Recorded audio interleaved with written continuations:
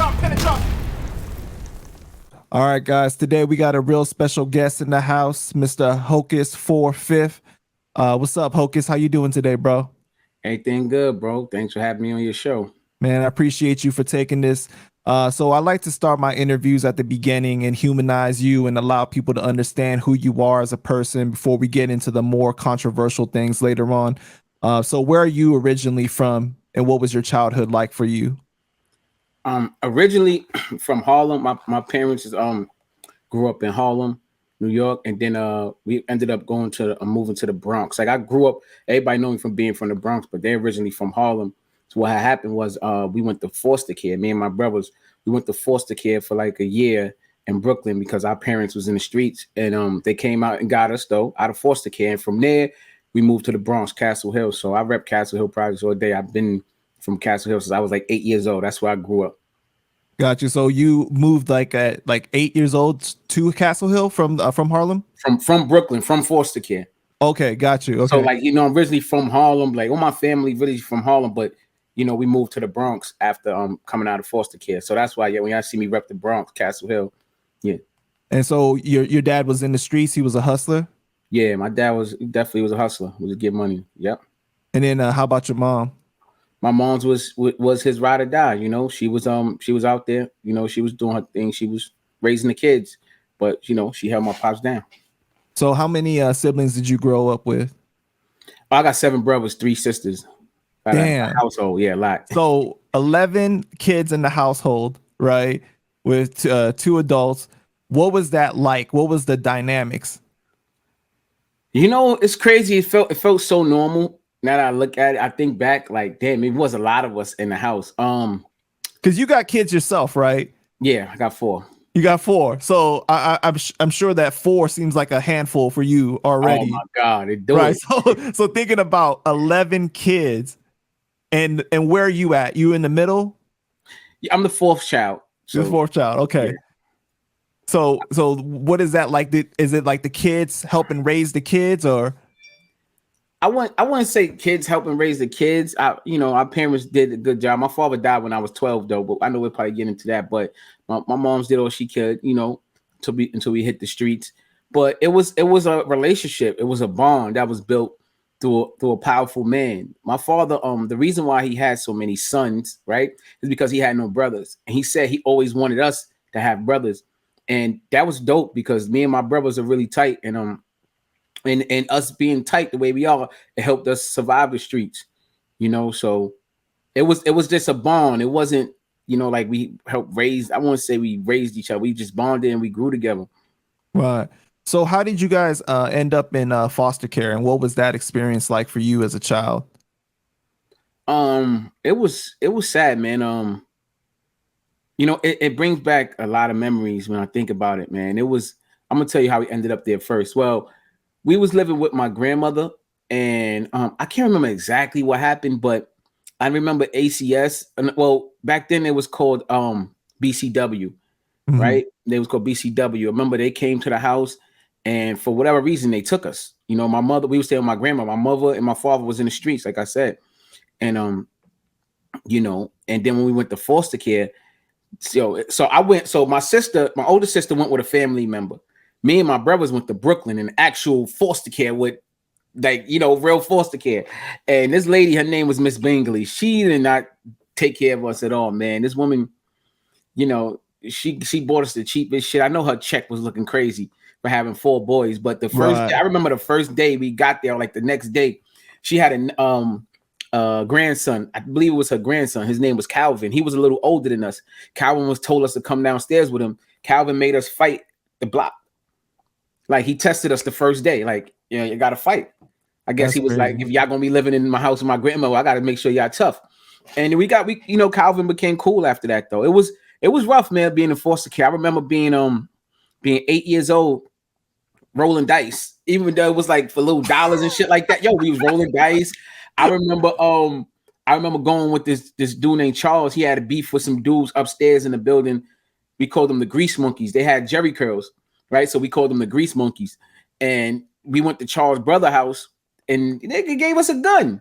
Like, yo, I'm 8, 9 years old. Like, you know what I'm saying? And it's like, yeah, Charles was a little older, And he actually gave it to his brother, but we with him, like, and to have access to a gun at 8 years old. I think about that right now. Shit is fucking crazy.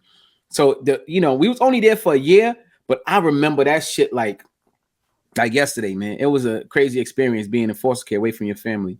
So at 8 years old, are you able to really process everything that is going on at that time? I know looking back, like you can think now and you're just like, wow, like that's ridiculous. But at that time, like, do you feel like you had a grasp on like what was going on? Not really, man. It's like, just imagine someone else having a power to take you from your family and put you in another family. It's just like, you don't understand. I'm a kid. I'm like, what the fuck is this? All right, we over here now. Like, I want to go home. You can't. You're a child. You don't even know how to get home. You don't know how to get on the train. Where's home? Right?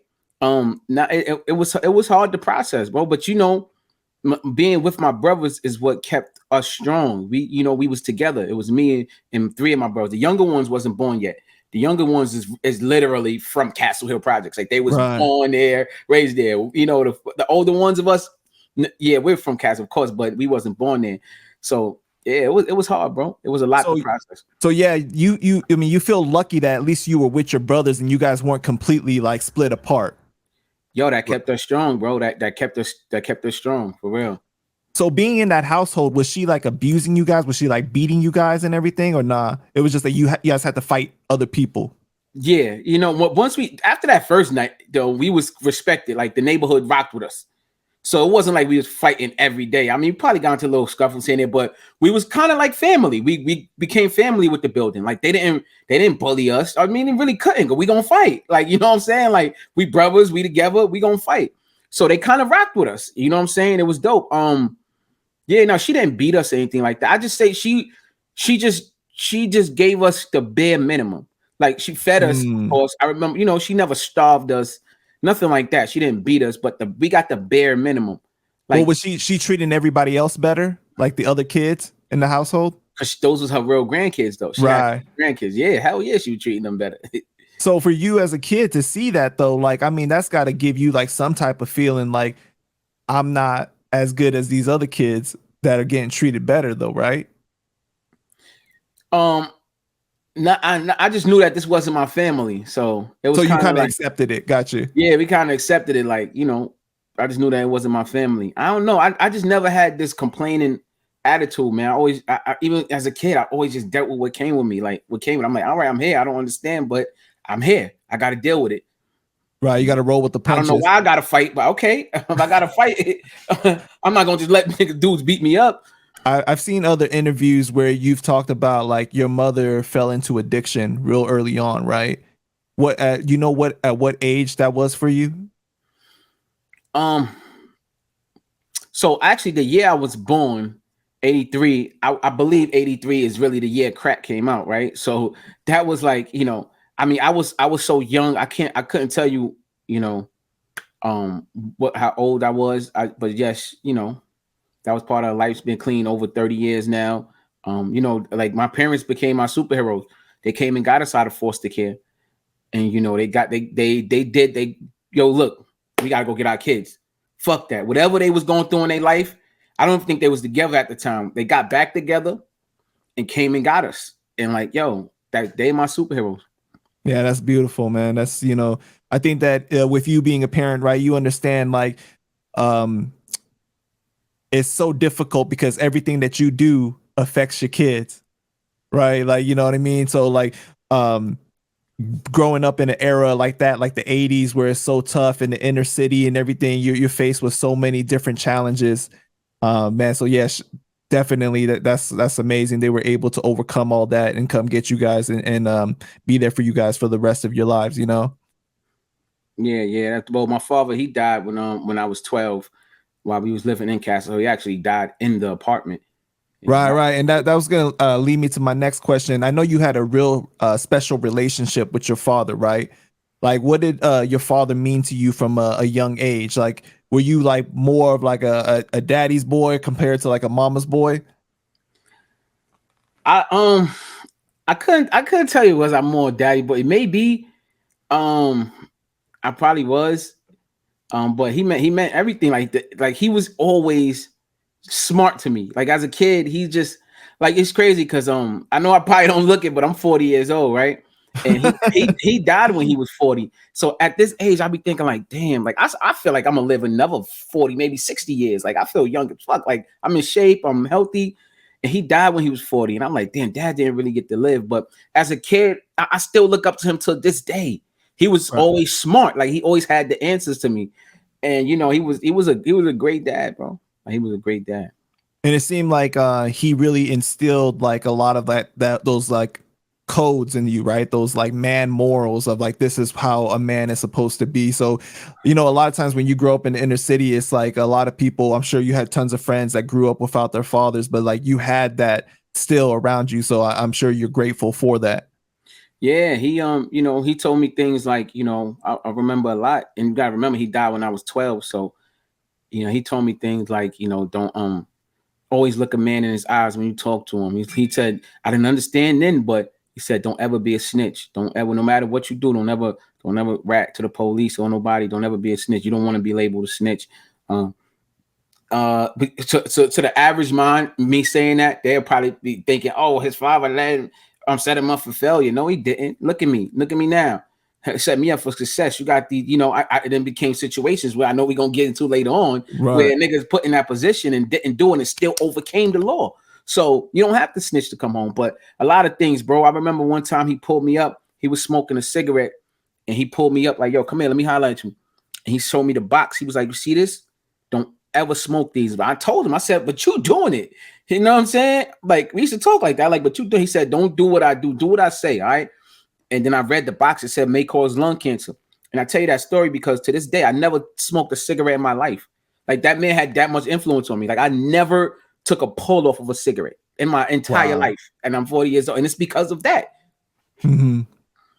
Yeah. And so to this day, it seems like he definitely has like, I'm sure there's times where like even today, like you pull back to those moments in your life and you're like, wow, like I can still hear him talking to me. I can like still, you know, learn from those moments that he taught me those things and apply them to today. That's a fact. Yeah, I always, man, listen, I always talk to him because I know he's there guiding me. He's still there with you. That's a fact. That's beautiful. What about your mom? Is she still alive today? Yes, my mom's still alive. My mom's still thriving. That's great, man. I want to go ahead and get into when did you start realizing that music was a passion for you? Well, speaking of my father, he's the one who introduced me to music, rap, hip hop music. He used to play this song. I forgot the name of the artist. It was called Up in the Mountains. Up in the Mountains. I forgot. Those that know that's like around my age gonna know that song. And I don't know why I like that song. Niggas rapping about being in jail up in the mountains. I was literally like, this is first coming out of foster care, right? So I'm like 8, 9 years old, 10 years old. I'm liking this shit. But what he really did for me when he introduced me to Tupac, not physically, but like the music, right? I fell in love with Pac. I don't know why this rebel motherfucker is resonating with me. He had this song called Trapped, and he's talking about being trapped in the prison of illusion. Like, you know what I'm saying? Like, and I'm like, damn, why? Like, now that I think about it, why was that song resonating with an 8, 9, 10-year-old? You know what I'm saying? But it was powerful. And that was the first time I ever written a song down. Like I wrote his lyrics down so I could remember them. And my father, you know, he used to always talk about music and like, yo, y'all could be rappers one day. Tell me and my brothers in them that, right? So I'm like, one day I took a radio that you record on, and he was like, yo, let me hear you rap. So I rapped on it. And then I didn't want to sit there while he listened. So I ran to the back. And after he listened to it, I came back in the living room. He was like, yo, that was dope, man. That was you. Like, he encouraged me. And I was like, to me, I was like, this shit trash. Like, is he doing things because he's my dad? But yo, like I told you with the cigarette thing, he had that much influence. Like, if he would have told me he didn't like it, I probably would have never been a rapper to this day. I probably would have stopped. See, but that's the beautiful thing is that he was able to instill confidence in you from an early age, right? He didn't go, yo, this shit trash. He was like, no, you good. Like, you know, this could be something for you. I think that we need more of that. You know, growing up, kids definitely need to hear they're able to do anything. Right. It really sticks with the kids, man. It really stick with us, man. When we hear it from our parents, fuck hearing it from the outside world. When our parents tell us that, That's why I always encourage my kids. Whatever they want to do, I push them. And then going back to Pac, like, do you ever think about like that was kind of foreshadowing for you, the fact that you liked that specific song, Trapped? I mean, and with all the experiences going on in your life, like, you know, that you ended up going through something like that. Damn. I never thought of it like that. Going deep on you. Yeah, I never thought of it like that. Damn. Yeah. And that turned out to be kind of my experience. Like, you know. Right. And I think that, you know, most people that like Pac, I mean, is just like the conviction, how like he speaks with just so much conviction. He can make you believe, you know, what he's talking about, like he really means it, right? You feel it. You feel what Pac's saying. You know, it's hits your soul. That's why I love Pac. What age did you start finding yourself like really diving into the street stuff? Like, I know eventually you ended up joining the gang. Like, what about that was appealing to you? Well, after my father died when I was 12. You know what I'm saying? So he left behind a whole bunch of kids, right? And you know, my mother had the younger set of kids, and then the older set of us. We just like, it's a natural instinct to not put pressure on your mother, for men especially. Had one older sister, you know what I mean? But us four boys, the four boys who went to foster care together, we gravitated towards our environment, people around us, our surroundings. And, you know, we started hitting the streets as early as 13, 14 years old. I can remember probably 14, 9, 8, 9, 7. I was 14, like 9, 7, 9, 8. I started selling crack, and right in my building. You know what I'm saying? It was readily available. I had friends that was doing it, you know, and one of the homies was like, yo, Hope, let's go partners. He didn't even come at me on some, he was a little older than me, but he even come at me on some like, yo, you gonna work for me now? He's like, let's go partners. And I was like 14 years old. I'm like, all right. And to me, it alleviated pressure from my moms, you know, to have to worry about us and giving us money, and you know, so yeah. So the allure was more of like removing the stress from your mom, and not so much like we gonna ball right now. Like I want to look flashy or anything, get these type of things. Like, how was that? Well, for me, in my mind, it was, I don't, if I could make money and I don't have to ask her for it, I'm going to do it. It was just that simple. Right. Like, there's things that I want as a young teenager that I know she can't buy me because she got to take care of all these kids.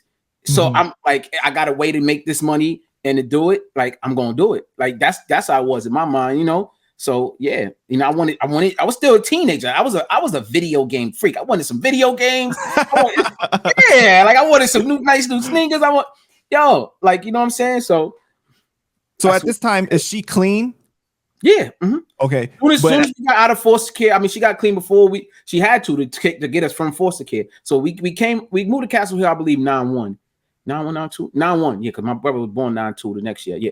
We moved to Castle 9-1. So she got clean before that. So when I started hustling, it's like 9-7, 9-8. And then at this age, are you thinking about like, I'm selling the stuff that like my mom got hooked on, or is that like something that you processed later on in life that you thought about? Yeah, when you know, I know it's tough because when you that young, it's like, you know, you don't always understand the gravity of your decisions. Yeah, we hear things and we adopt these quotes like, you know, if you don't do it, somebody else gonna do it. I mean, they're gonna smoke it anyway. When you young, when you like as a grown man now, of course I know that that's not the right. But when you young and impressionable, it's like you can make yourself believe anything. I gotta get it by any means. And then when like I went to foster care, like you said, I know what happened to my family. I know my, you know, and then I'm thinking, you know, I'm a Tupac fan. I'm thinking how the system corrupted us. Fuck us. Yo, I'm a rebel. Fuck the system. I don't care about paying any taxes. I'm gonna make my money how I make it. Like, you know, you adopt that attitude like in the streets, and that's what happened. Did you ever have any conversations with your dad about entering this kind of lifestyle? Did he like try to deter you away from it? No, because he died when I was 12. We didn't even think about this type of lifestyle. This shit wasn't even it wasn't even a reality. Like I was 12. Like it wasn't even like my father, that if he would have been alive, no way. I'd have been a drug dealer. No way. Like that, he was real, he was a general, man. He was solid. Like he ain't play that. Right. And then so is it just you at first going into the street life, or is it all your brothers with you? Well, I'm the fourth child, and I would say like my older cousins hit the streets, then my older brothers hit the streets, and I naturally followed like that. And then at what age did you decide like, oh, I want to join the gang life, or like what was appealing about that for you? So I mean, in my neighborhood, everybody started turning blood, and you hear about the blood. The blood's just it's like this wave of just everybody turning blood, and I really like didn't want to join blood. Um, so everybody else like around me and like my peers, they was turning blood, and they wasn't sex money murder yet, and I was just like, oh, like I didn't turn blood with them. And I was just like, the only way I'm gonna turn blood is if because sex money murder was a neighborhood thing. I mean, I was like, if only way I would turn blood if I turned sex money murder. And obviously, eventually, we all did. Everybody did. The whole hood did. You know what I mean? So, right. That's how it was for me. It was. I mean, you got to understand. I'm looking at it was impressionable. These dudes was getting a lot of money. You hearing the stories. As a young kid. Like I said, I was always just rebel, man, and I was lion-hearted. I was fearless, and I say, oh, I'm gonna do this. I'm already in the streets. I'm already outside. This is what we doing, yeah. This is what we doing. Was that weird for you to see that transition? Because I know the Bloods, originally a West Coast thing, but then you saw it kind of infiltrate and change the lifestyle over there in New York. Yeah, I mean, probably for the older dudes, it was weird because they're already older and they understand it more, and they know that it's a West Coast thing.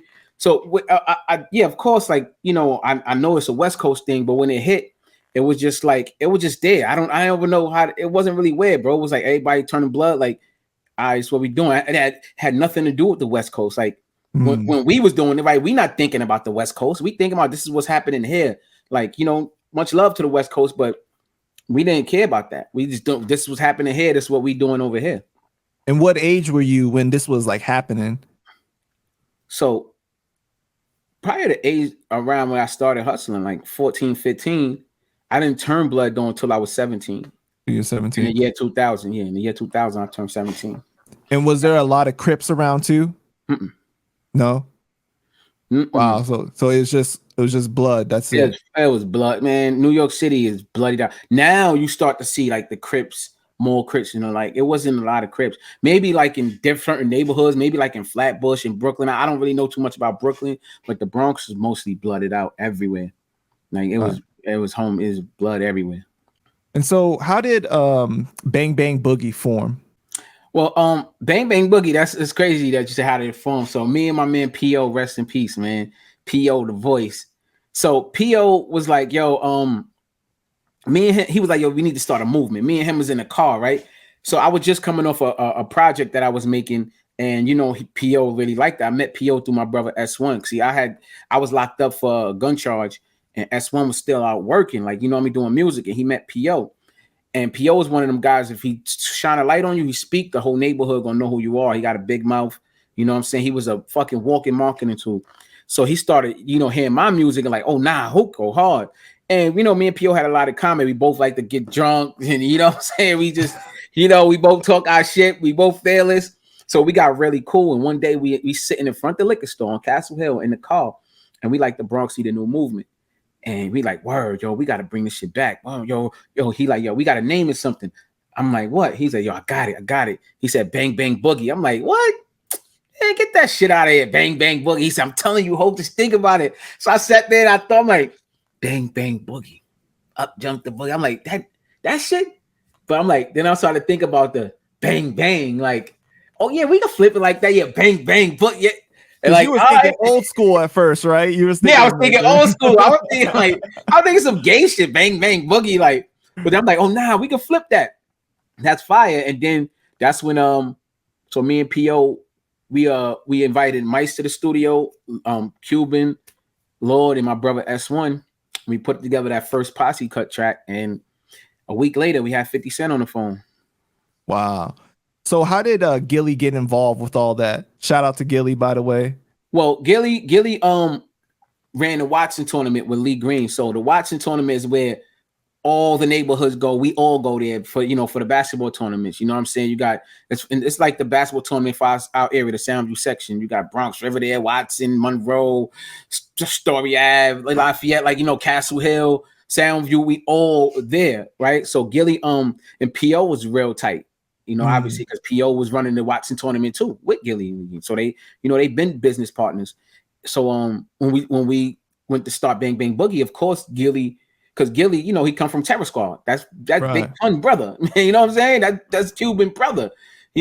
So he hollered at Gilly like, "Yo, get Cuban to come to the studio and join this movement."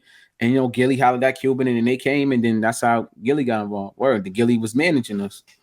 So it was just you and PO first, and then how did you guys decide? Okay, we want Lord Tariq, we want Cuban, we want Myson. Because we already got relationships, like I said, of course S1 is my brother, right. I mean, and we already, so he gonna be in it regardless. Yeah, and we was already in a rap group together, and S1 was already buzzing. He had a bigger buzz than me, what I mean. At that time, he was already on all the mixtapes, like he was doing his thing. So that's a no-brainer. Yeah, we bring it S1.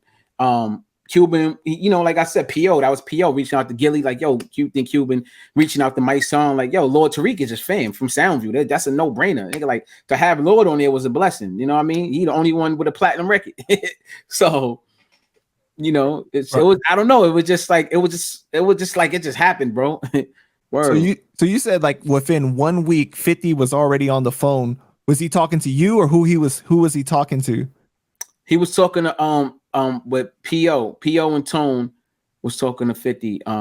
Shout to Tone, and he was like he liked what we doing, and then he started really embracing us and supporting us, putting us on This Is 50. He even came out wearing the shirt, you know, in the video Bang Bang Boogie, and really promoting us. You know what I'm saying? Of course, at the time he was beefing with Joe, so it was like a chess move strategy. But at the end of the day, I always still give props to 50 because so you got to think back, when I'm talking about rapping in the radio, my father was like, "Oh, you're pretty good." From that point to now, I got a fucking million selling platinum artist talking about he want to embrace my movement. So I did that start in the car while I was drunk off of Hennessy. So you know what I'm saying? So I'm like, oh shit, this shit really good work.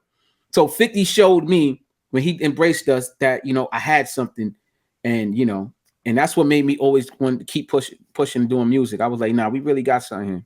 Yeah, that was a good move for both sides, honestly. That was a good chess move for him. But at the same time, I know I just spoke with Cuban yesterday. I did an interview with him, and he has said that some of the members of Bang Bang Boogie didn't want to feel like a pawn in 50's whole situation, though.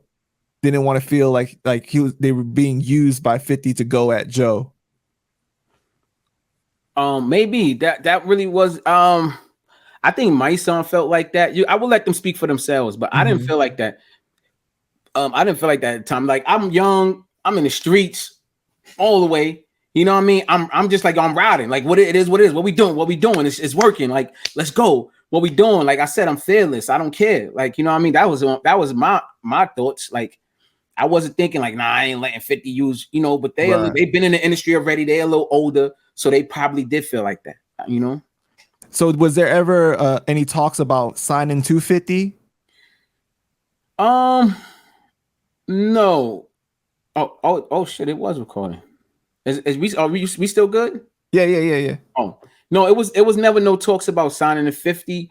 It was just a lot of there was a lot of promotion they was giving us, free promotion, like, but it was talks with I know Cameron was interested in my brother S1 and myself. I know Steve Rifkin wanted to sign the entire group. He felt like he came in with a group like Wu-Tang, and he felt like we to go out with a group like us at that time. I know it was a lot of talks with other people. Like, if we didn't get locked up, which I know we're gonna get into a little later, but we definitely would have been signed somewhere. So maybe we would have ended up on G Unit. Who knows? It wasn't talks, but he definitely was showing us love. And then I know, because you brought it up earlier and everything. So during the Bang Bang Boogie days, you guys went at Joe. Like, how did that beef start for you and your brother? Because I think Lord Tariq and my son wasn't really on that time with Joe, if I'm not mistaken. Yeah, so PO had did a an interview for some I can't remember. Damn, I can't remember the DVD. I think it was Hood DVD or some shit like that. PO had S1 did a freestyle. PO was there, and PO was drunk. He blurted out, "Fuck Fat Joe, Mo." He just started cursing Fat Joe out. You know, I don't even know why. He just started going crazy. Yo, niggas gotta bring back to the Bronx. Niggas don't look out for the Bronx. So PO go crazy with that. This is when shit was going viral, like back then. Like it was on. It wasn't World Star. It wasn't World Star. Yeah. To be honest with you, World Star used to take out videos and just throw them up there for free. And then they try to start charging niggas. That shit is crazy. Niggas helped build World Star because this is you guys were like all over World Star, like at one point, bro, you know, like help build World Star, bro. Then they used to just take our video, which we appreciate the promotion, but we helped build them because This Is 50 was bigger than them at that time, and we was all over This Is 50. But it was another website that they put that on. I forget the name of the website, and then how it happened, and then when we went to the studio and we invited everybody over. It was just like, you know, naturally niggas just diss Joe. And how it was for me and Esther, just like we riding. Like it was just like it was we ain't never had nothing personal with Joe. right. Like, it was we didn't even know him. We young niggas. Like, you know what I'm saying? We didn't even know him. We was just like, yo, we riding. Like, you know what I'm saying? It was just that simple. It wasn't even like nothing personal with us. You guys ended up dropping the diss track and everything. And do you guys think that you guys profited off of that beef for the kind of like the hype around Bang Bang Boogie? Like here comes this new group that is like really making a wave and going at Joe, who's like the biggest thing from the Bronx, right? Yeah, well, let me say this, right? I'm gonna be honest with you. I would say, yeah, of course we profit off of it, meaning like, you know, wind up getting, you know, a big buzz off of it. Wind up getting, you know, start putting out other music. We was on the radio. DJ Enough was playing our shit. K Slay, of course. And, you know, we was making a lot of noise. We was all over the internet at the time. But I'll be honest with you, if I'm not a person who will say I regret anything, because every experience I learned from, I appreciate all my experiences. But if I can go in a time machine and go talk to younger Hocus, I'll tell him like, nah, don't diss Joe. And the reason why is because we didn't need to really diss Joe for Bang Bang Boogie to pop. Like, we was gonna pop regardless. Now that I look at it from a different perspective and I understand industry and how things work, and you know, I look at it like, damn, we didn't really need to diss him. And we kind of dissed him prematurely and just for no reason. When he didn't have an issue with us. We know he had an issue with Cuban, of course. PO was mad at him, and we was like, we riding. But I want to diss them because, you know, that separation, that separation in the Bronx, everybody, that 6 degrees of separation is real. It's like Rich Play is my bro, right? Like, that's my brother. Like, you know what I mean? Percy, that's my brother. It's like, dude, I've seen your interviews, and it seems like you got a lot of relationships with a lot of people that got relationships with him, right? So do you think that it ended up hurting you guys more, the fact that you guys went that route? No, I don't think that it hurted us more. I think that it was an experience, and I'm glad people like Percy, older dudes like, you know, the older homies like Percy and Rich Player can understand now that like they was young and wild, and you know and we can have a conversation. I'm happy that we can have the conversation rather than they feel some type of way, and they respect us and we respect them.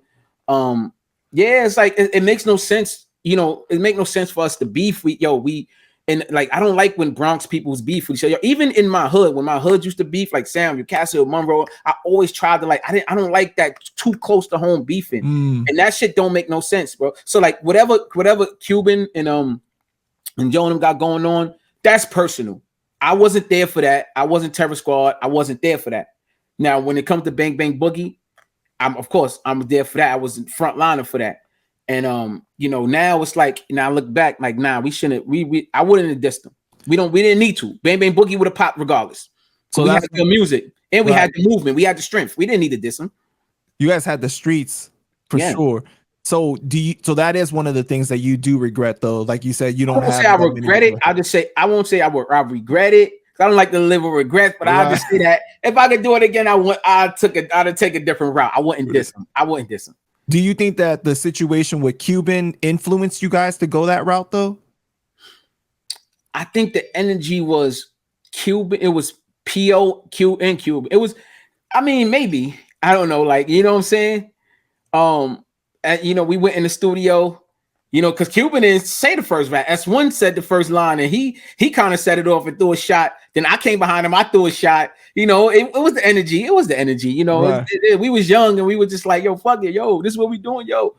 You know what I mean? Because Cuban told me that you guys sent him the track, and you guys were already dissing Joe on the track, and then he came on and did the third verse. Right. I think that is how it happened, if I remember correctly. Yeah.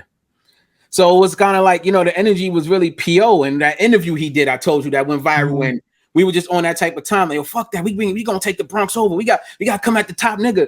You know what I mean? That way of thinking, that's not good. That's not good. No, I understand that too. You gotta understand, because we was, you know, so there was words said over the internet on mixtapes with us and K, all like, if we didn't get locked up, maybe shit would have got messy. We'd have bumped heads, because we never bumped heads. We never seen each other. You know what I'm saying? We'd have went out to a club, bumped heads. It probably could have got messy. All for what? You know what I'm saying? I think about that shit now. Like, nah, man. All for what? But, you know, like, I just want to say this, bro. I know this might not ever happen from talking to both sides, but if somehow, some way, you know, imagine if Cuban and Fat Joe could squash that somehow, and we could get a Terror Squad posse cut, man.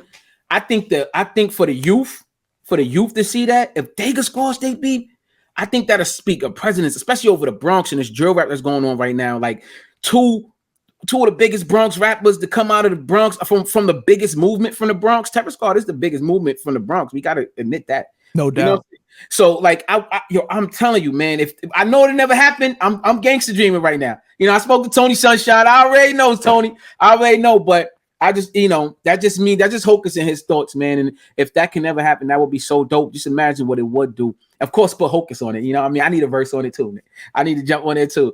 You know what I'm saying? See, you too good at your job, man. I can tell you a content creator because you jumping ahead already, all right? You already jumping ahead to where I was about to go later down the line, but I'm going to go ahead and go there now. So I heard some audio of you and Cuban talking. I think it was on Clubhouse. I'm not sure, but you guys were talking about how you made peace with Joe, right? And you hope that one day Cuban can as well. Cuban, he had expressed kind of disappointment when he was like, oh, you made peace with Joe, but he supported you and still had lots of love for you, right?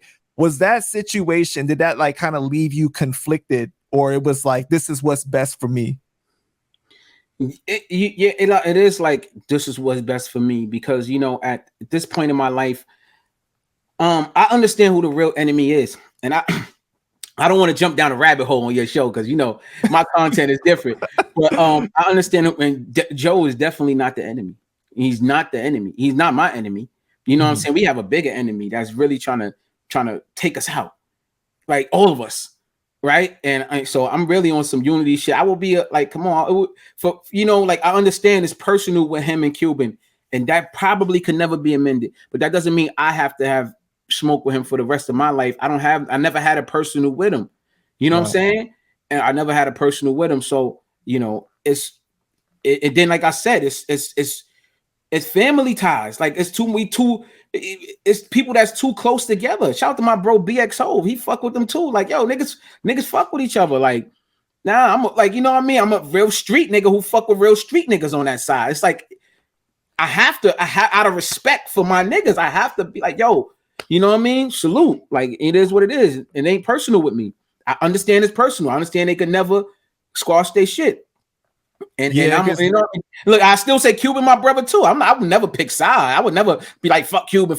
I'm not gonna do that. I'm not gonna do that either. But of course, to put that to rest, Joe's not over here having conversations with you saying, yo, switch sides on Cuban or anything like that. He's not telling you to do all that. He knows that you have loyalty to Cuban as well, but at the same time, he don't want there to be issues between you and him. Not to say that he don't want it. There is no issues between us. You know, it's not. Like I said, yeah, it's no issues, man. Shout out to Fat Joe. Shout out to Rich Player. Like, you know what I mean? That's fam over there. I got fam over there. Niggas I consider fam. Cuban I consider fam. Hey, when the family beef, nobody wins, right? So all I can do is mind my business. That's all I can do is mind my business, bro. Gilly's your fam as well. Gilly is my brother, man. That's my motherfucking heart right there. You know what? Yeah, Gilly is my brother. So, I mean, I understand that you saying that you wish that there could be peace one day. I mean, I think all the fans, right? Anybody that loved Terror Squad would love to see it happen. right? What has happened? People done terrible things, whatever, right? But they still that group holds such a special place in people's hearts that they would love to see it happen regardless, you know. And I feel like Terror Squad in general, the original group, never got to reach the potential, you know, right? I'm sure like for you coming up, like watching them, you just like, man, this is amazing. People from my hood putting on for the BX and they beast. They beast, right? Everybody wanted to be Terror Squad coming up, right? Right. And so it's so I think that it's unfortunate because when things spill over into the streets the way that it did, it's hard to come back from that, right? Like for Cuban, it's hard to let go of that. But I saw the IG live that you did with Joe. What pushed you to finally be like, yo, I'm done with this. Like, I gotta fix things with him. I mean, it was long overdue because it's like, and I'm gonna be honest with you, and this is not me talking politically. It's like I said, bro, I never had a personal problem with him. So now that I am, look, yo, bro, come on, man, I do mentorship, like, you know, guns down, life up. I'm really pushing nonviolence shit, like, you know what I mean, like. Oh, you doing that with Gilly? Yeah, like, you know what I'm saying? Yeah. So come on. So it's like, nah, if I'm gonna take this route, take this path, like I gotta make amends where it need to be made amends. Like, yo, look, we ain't never had, like I said, we got family ties. We ain't never had no issue. You know what? You didn't really deserve that. Not from me, not from S1, because we didn't know you personally. You didn't deserve that from us. You know what I'm saying? Because he didn't do nothing to us. Right. Now I'm not gonna speak for nobody else. I'm not gonna speak for Cuba. I'm not gonna speak for PO, because everybody got their own reason in mind of why they do whatever they do in life. I'm not gonna speak for nobody, but I can speak for S1 because I know he feel the same. That's my brother. We ain't got no problems with Joe. So it's like, yo, when it came down to do the interview, yeah, let me do this interview. Let me let him know, because I never really got a chance to express myself. And I'm a person that's like that, bro. I like to get shit off my chest and express myself. So at least close that door. Like, at least Joe know, like, yo, I'm a different man now. I'm a changed man. Like, people don't want to respect the change. Like, what y'all want to be? When I was young and wild, y'all see what that had me facing life. I made it out of that, bro. Right. I made it out of that. Let me change. Let me make amends. Like, you know, Cuban went and he gave his life to the Lord, to Christ, right? He went and, you know what I'm saying? People, I'm not a religious person. I'm a spiritual person, but people go through things in life and they want to make amends. They want to, like, you know what? Let me close this door. That's just some things. That's just something that come with growth, bro. And so did you guys have like a talk on the phone before you guys went and did that live? Or that was like the first time that you guys went ahead and talked about it? Yeah, that was the first time we talked about it. Yep. That was the first time. We set up the live, but that was the first time we like, yeah, we going to talk live. That was just like raw. And I know during the live that Joe said you saw him visiting Percy when you was locked up, and that helped change your perspective about things, right? Because certain people didn't come to visit you. And I know Cuban didn't come to visit you, but he helped send kites, you know, to reach you during that time because he had some things going on. Did that make you feel like some type of way about him?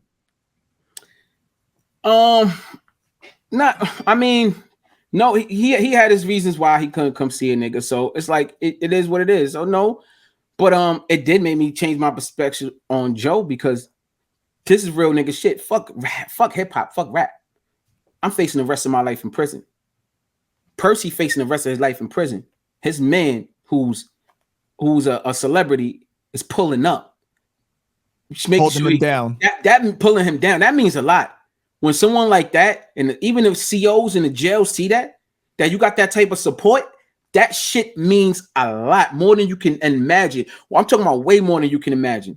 And it did make me change my perspective. I'm like, damn, is he a real nigga? Like, he must be a real nigga pulling up for his man that's going through facing life too. You know what I mean? Person there with me, like, and he pulling up for his man like that. That's some real nigga shit. I respect that. I have to. I mean, I get it. People got their own problems with it, but I have to respect that part. I have to. Right. It's because it is real. Like, you know what I mean? I'd be a fake nigga to be like, oh, so what? He did that. He's still fake when I don't know him personally. Like, you know what I mean? That's some real nigga shit. You know what I'm saying? So that ain't make me feel no type of way towards Cuban. But I did, from my observation, that made me look at Joe a certain way. Like, oh, that was real nigga shit. So at the height of Bang Bang Boogie, you're facing how many years for conspiracy? Like 25? I'm facing life, really. Life. Yeah, because the top charge is 15 to life. Not you can get 15 only. No, it's 15 to life. That is. Oh, it's not a flat bid. Not a flat bid. Yeah. Yeah, it's life on the end of that. So that's the top charge. And then for the shootings, it's 25 flat I was facing. So if I would have blew, I could have got 40 to life. You know what I'm saying? Yeah, they could have hit me with something like that.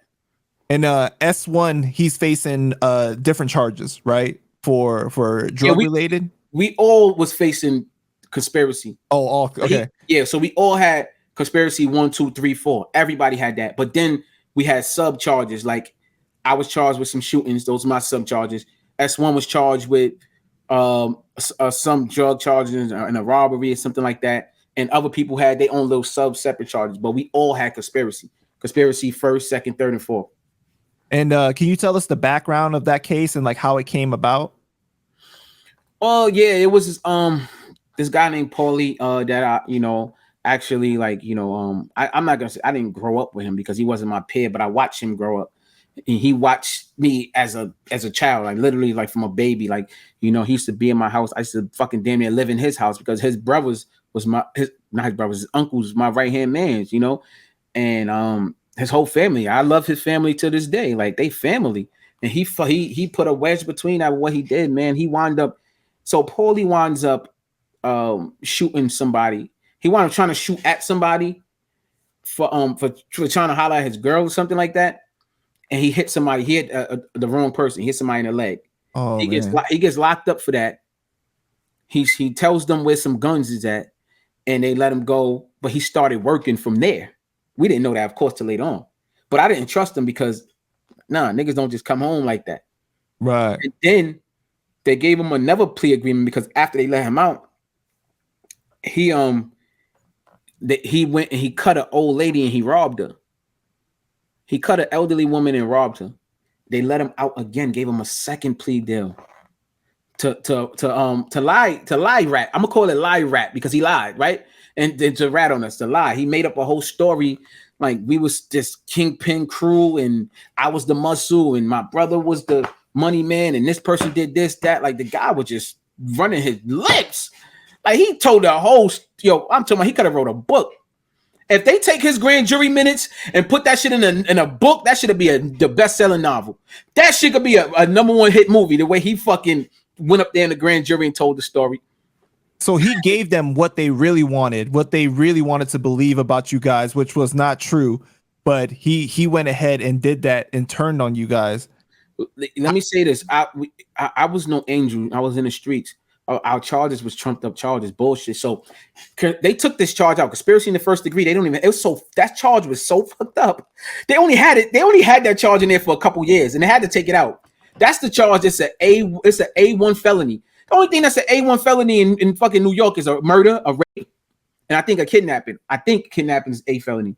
Other than that, you that's why we had life. So in order for you to get a conspiracy in the first degree, you have to be 18 or over and conspire to commit a B felony or over with someone under the age of 16. So he was 15, or he said he was 15 at the time he was selling drugs for us. So that automatic gave them the A1 conspiracy, which held us so fucking long in jail. That's why it took me 4 years to go to trial, because we couldn't get no bail because we got an A felony. An A felony is the same thing as a murder. It's an A felony. It doesn't matter. It's conspiracy. Wow. You understand? So It's like, I guess no bail. So you wasted 4 years of your life while you're waiting for this to be sorted out, right? So how long? That's just to go to trial. Just to go to trial. And then how long does the actual trial last? Like 2.5 months. Wow. So, and then like at the end of it, they throw it out. They didn't throw it out. I got acquitted. You got acquitted, right? You know how they said, not guilty, not guilty, not guilty. They went up there, not guilty. They took me to trial on 8 counts. But you still wasted 4 years of your life. So at that point, did you get to sue the state or anything? Yeah, I sued them. As soon as I came home, I put in my lawsuit, and you won. Oh, they doing. You looking at the lawsuit. you looking at the lawsuit, man. You looking at the lawsuit, man. I live in Atlanta in a house. I'm good. You know what I mean? It took. I didn't know you moved to Atlanta. A lot of people moved to Atlanta. Yeah. It took 5 years for the lawsuit to come, but it came and they settled, you know, because you know, they didn't want to go to trial with that, so they settled. That's what I'm talking about, though, man. That shit needs to happen more often because people lose, like, you know, time is the most expensive thing. You can never get time back, right? So, like, I'd rather have my time than the money. I'm gonna be honest with you. Exactly, that's what I'm saying. Like, you know, the time is just so precious. I mean, you think about how the momentum of Bang Bang Boogie was ruined because of that situation. Oh my God, bro! Right? Bro, I ain't gonna lie. I used to be getting myself crying. I'm gonna be honest with you, bro. K Slay is still. I'm on Rikers Island. K Slay still playing our records. Niggas like, yo, you on the radio, Hope? I'm laying down in tears. Like, yo, bro, that's what's up. Like, I'm not even excited. Right. You know what I'm saying? I'm facing life. Like, damn, nigga took this away from me. That's crazy. It's like you finally reach your dreams, right? And then it's just taken away from you just like that, off of some bullshit too. Bro, that's like, I know you were in the streets. I know you did some things, but like not for like this, you know, not to like bro, this magnitude. Dirty, bro. Come on, free S1 be home soon, like so soon. I'm not even gonna tell y'all when, but come on, they gave him 19 years, his first time ever. You know what I mean? First felony. They gave him 19 years because S1 blew trial to he beat certain charges, but he blew the other charges. It's like, come on, man. They did us dirty, man. They set us back 20 years. Now S come home, we gonna pick it back up right where we left off. But damn, son. Right. You know, I've been out here heating it up, still keeping us hot. But damn, my nigga, like they did us dirty, man. So how do you like Atlanta compared to New York? I love it. I love it because, you know, we don't live on top of each other. I love to have my space. Mm-hmm. You know, I love the culture. New York, even while I was in New York, bro, and I went back to New York because I first came down here when I first came home with PO, but I went back to New York, started pursuing the music. You know, that's how I met DMX and started, you know, doing my thing. And hip hop police started hating on me. It was too much, bro. I was like, let me just leave, man. It was like, yo, I really don't want to be. This is the city that tried to put me away for life. I don't really want to be here. Yeah, I was like, I don't want to be here, man. There's too much attention in New York too, right? It's like so much is focused there. So in Atlanta, it's like you got to slow down a little bit. I got to slow down, get my thoughts together. I've been back and forth since 2017, but I've been living here, my house for like 4 years, and now I got my thoughts together. Like, all right, cool. And I got a lot coming up, a lot planned that I'm about to implement and go crazy on. So I was able to really get my thoughts together, man. Mm-hmm. I couldn't do that in New York. It was too fast paced. It's up, you know. It's wicked. So you beat the case, but your brother doesn't, and it's just like, at this point, where are you at in your career? Like, it took so much out of you mentally and emotionally because of all that, going through all that. So I'm like, I come home, you know, my brother, you know, rest in peace, my brother Kareem, he gave me a couple dollars to hold me down. But it was hard because, you know, I still had 2 kids and I'm trying to get my life back together and get my career back together at the same time. I don't want to sell drugs no more. I'm like, I want to, you know, just pursue my music. And it was hard because, you know, I wasn't trying to sell drugs. I you know, it was hard to make money and to do what I was doing. But I always just kept it going. I kept it going. And shout out to K Slay, he kept supporting me. Shout out to Gilly, my brother Gilly kept supporting me. Gilly is the reason why I even met DMX, who became my big brother. You know what I'm saying? And yeah, and so it's like, you know, it was hard, bro. It wasn't easy at all, and it's still not easy. But I'm in a comfortable space now where I'm like real independent and I'm good, and a lot of things that I love doing is working for me right now. And so, what happened with PO? How did he pass away? So PO, I believe it was. I don't want to say a bleeding ulcer. If he had an ulcer or something like that, it was a rupture in the stomach, a spleen or something. I can't give you the exact. Health related. Okay. Yeah, it was something like that. And man, that shit hurt me, man. Like, what year was that? PO died. PO was around for Castle Hill from Soundview, so I believe PO died 2016. I believe. I want to say 2016. I think it's 2016. What year did you come home? 2012. I came home 12, actually. 12, December 12th, 2012. 12/12/12. Wow. A day that had never happened again. My shit divine, bro. Like I was meant to be here. Like See, you were about to lead me to my next question, because I know with all these changes in your life, right? You vegan, you're more spiritual, you looking into all these conspiracy different things. You know, people say conspiracies, but you know, you and I know that it's a lot of truth to a lot of stuff, you know. But I'm guessing that you believe in like the numbers, right? Like the numbers and kind of like the message that it sends, the very powerful message and everything. With all that you've endured in your life, right? All the trauma and everything, like at what point did you realize like I got to change everything? Well, you know what's crazy? When I was okay, so like I told you a little earlier, when 50 Cent co-signed us, it was a wake-up call for me. Oh shit, like this, like yo, what I'm really doing is actually working. Like, you know what I'm saying? I was like, oh, we could really do this. We could really become successful, get out these streets. And another time was when I went to jail, right? I was sitting there and I'm like, yo, how the fuck did this happen? You know what I'm saying? Like, I didn't even see my charges yet. None of that. I don't know what the fuck I'm in there for, what I'm facing. But I was like, yo, you thought your way in here and you got to think your way out. So I had this book called Your Magic Powers to Be Rich. My man Red Chow, shout out to Red Chow. Red Chow also was managing us at Bang Bang Boogie. And right, I saw it in the documentary. Yeah, which people need to definitely check out. This shit is crazy, man. Yeah, I gotta check out the doc. But Your Magic Powers to Be Rich is 3 books in one, written by Napoleon Hill, and there's a book in there called Think and Grow Rich. So it's like this voice in my head kept telling me, "You're not going home till you read this book."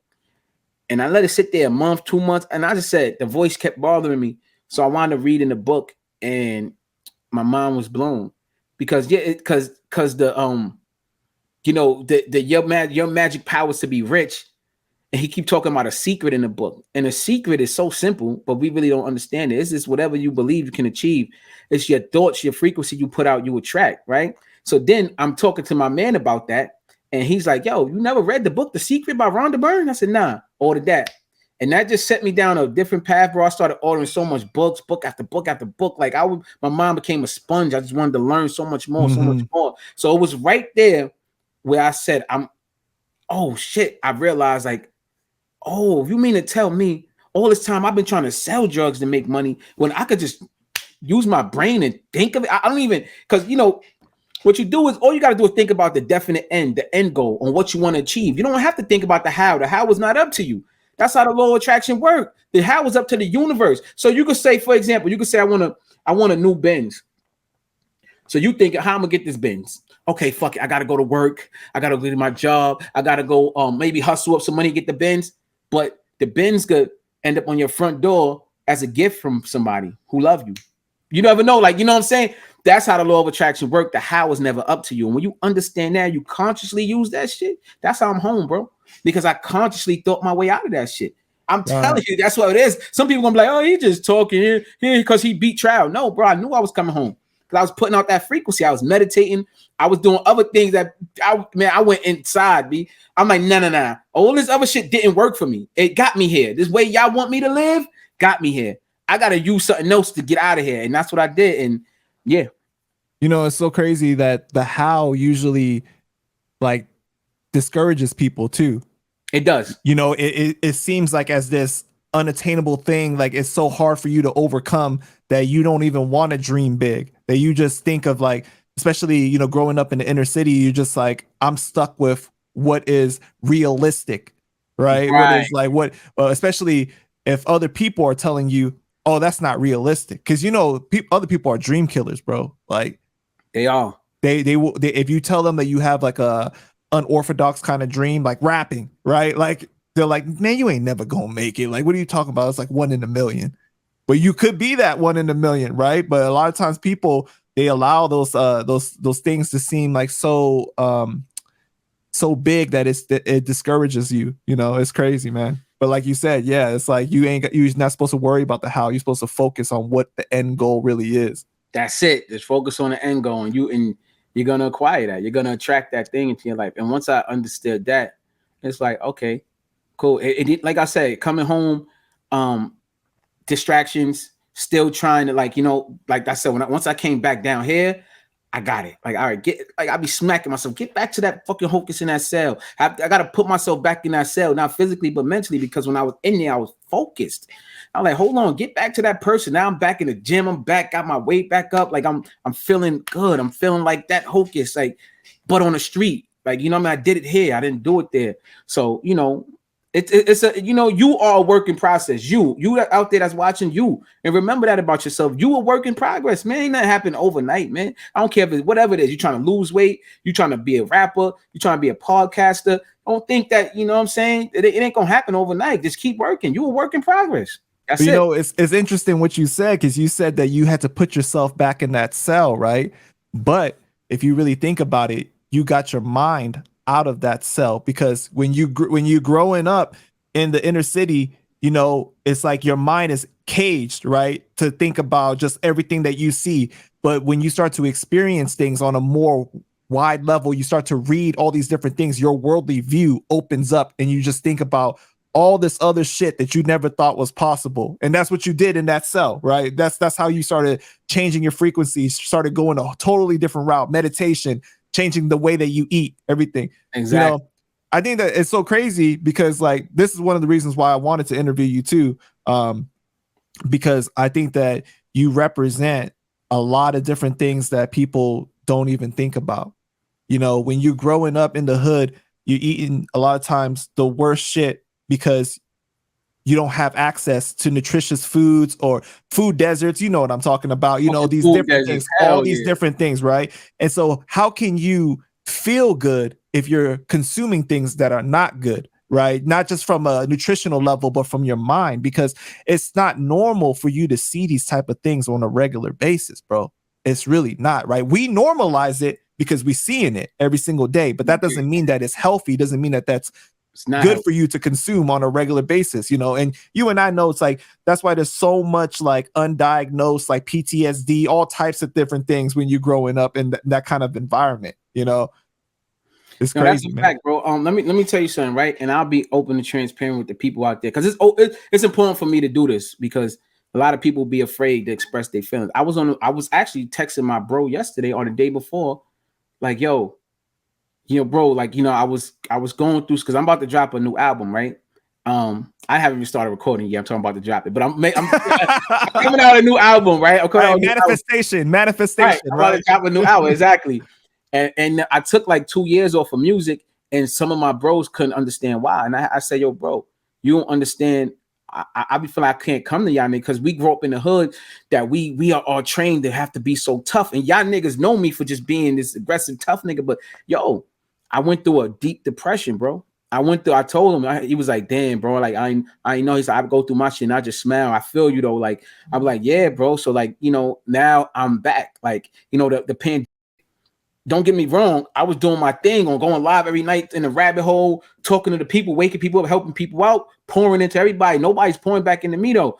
But you know, I'm still going, and it takes a lot of energy to do that, bro. And but even while I'm doing that, I don't know what's going on with the world. Is it going to end? Whatever. I'm still feeding the people.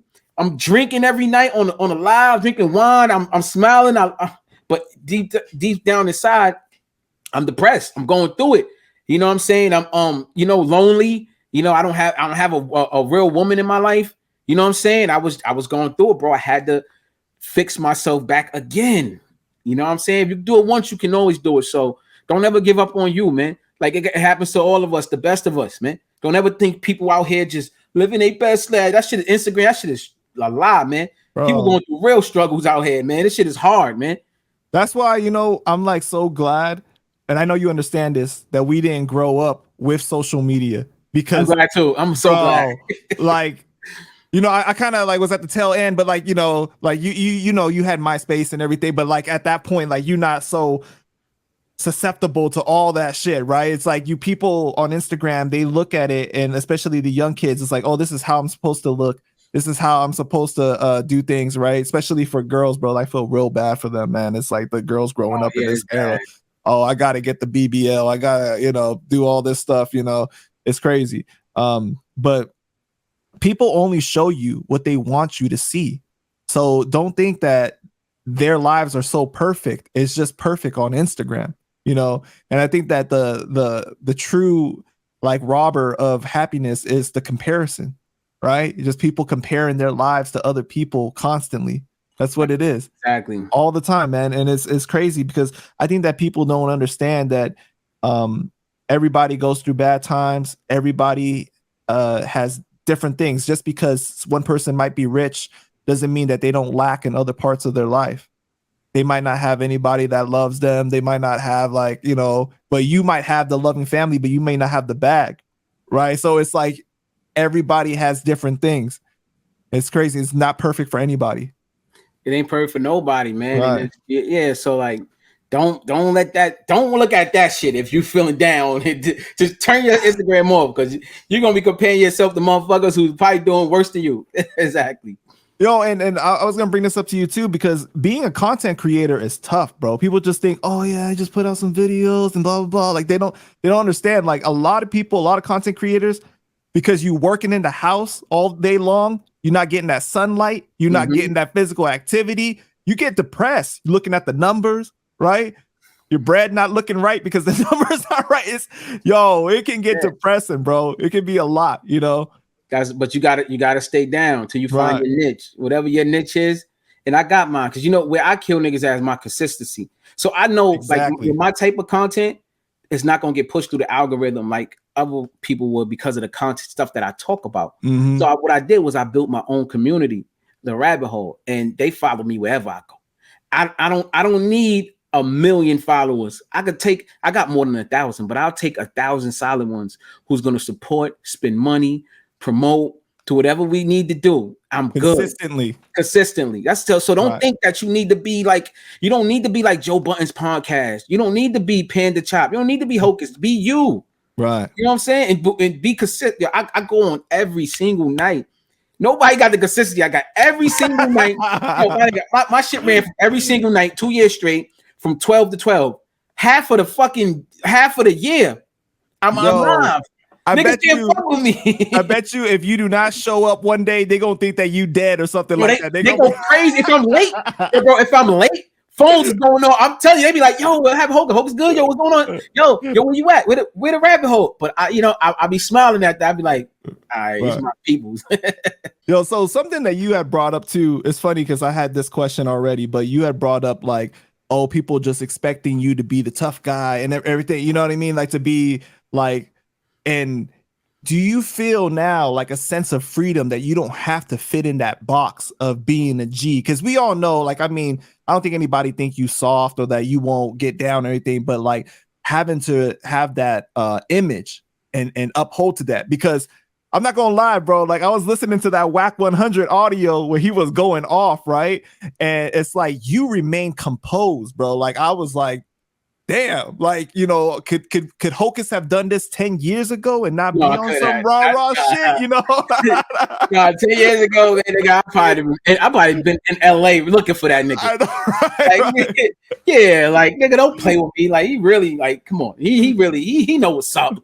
He know what's up, but yeah, bro, because you know what I learned, like from being, so I had to get used to like, oh, I get it. These are the world star comment niggas now. They got a voice now. Now they're able to talk. They not just in the comments no more. That's what these niggas are. Wack 100 is one of them too. He's just a popular one. Like, you know, he's a famous one. But these are those type of niggas. So I'm like, oh, okay. Me personally, bro, I'm not gonna get up there and keep yell at you over the microphone. What I'm gonna do? Are you fuck your mother? Fuck your mother. Who wins? Like who wins? The person who feels like they said fuck your mother more? I don't get it. Like I'm not gonna, Bro, if you really want smoke, if you doxing me, you know where I live, then pull up. You pull up. Don't try to say I'm gonna send somebody, nigga. You pull up. It's that simple. It's nothing else to talk about if it's gangster shit. But if it's content, internet content shit, I'll be probably behind the phone laughing at these niggas. I'll be like, I'll be behind the phone laughing at these niggas. But but you know what it is though? Even a lot of my niggas, I had to really start explaining like this is internet. I'm in a different world now, y'all, because I got niggas that don't play about me. Period. Right. So they don't like to see these niggas disrespect me on the internet. They be like, who is it? I be like, yo, bro, what we gonna do? Fly to Missouri? I don't know. We know where these niggas live. They in they mama basement in Arkansas somewhere. We don't know where these niggas even live. This is the internet.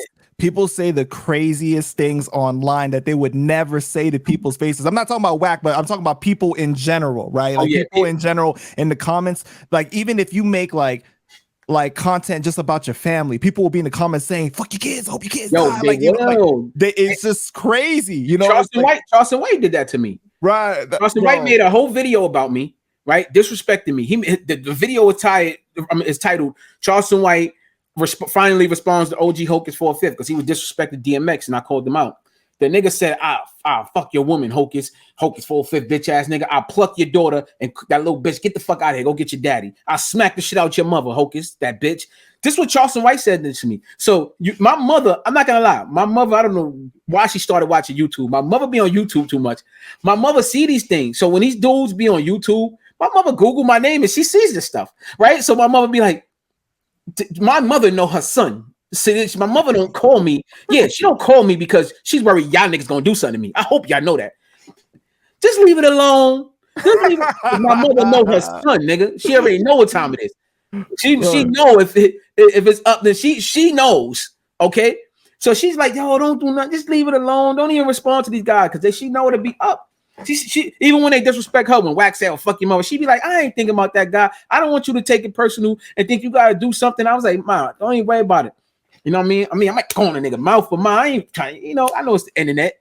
You know what I'm saying? But yeah, so like this is the way it become, bro. So I'm like, okay, I'm in this world. I get it now.